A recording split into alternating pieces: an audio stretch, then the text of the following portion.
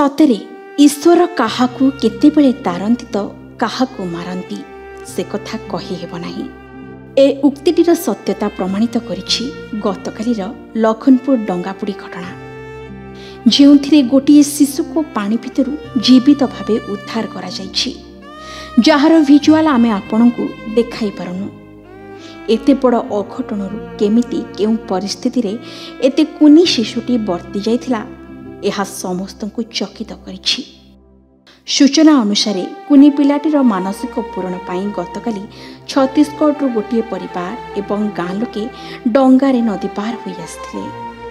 तेबे डंगारे थिबा समस्त यात्री छत्तीसगढ़ खरसेनी अंचलर बोली जଣା पड़िछि।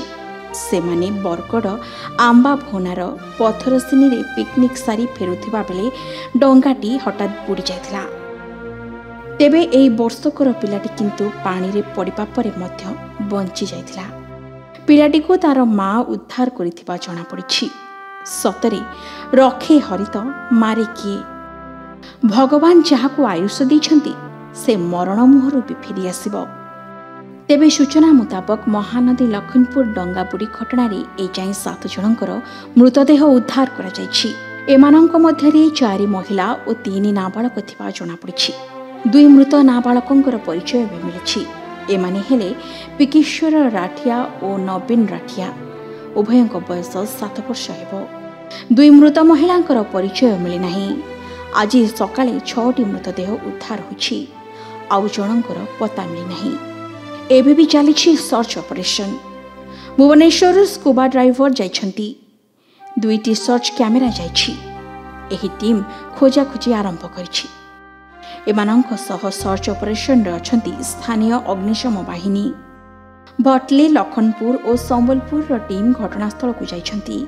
तेबे गतकाली छत्तीसगढ़ अतरलियार 50 जन बोट रे बरगड़ आंबाभुनार पथरसेनी रे पिकनिक सारी फेरुथिबा बेले एभली एक अभावनीय घटना घटी जाइथिला। तेबे डंगारे यात्रींक मध्यरे महिला, पुरुष और छोट पिला माने रहिथिले।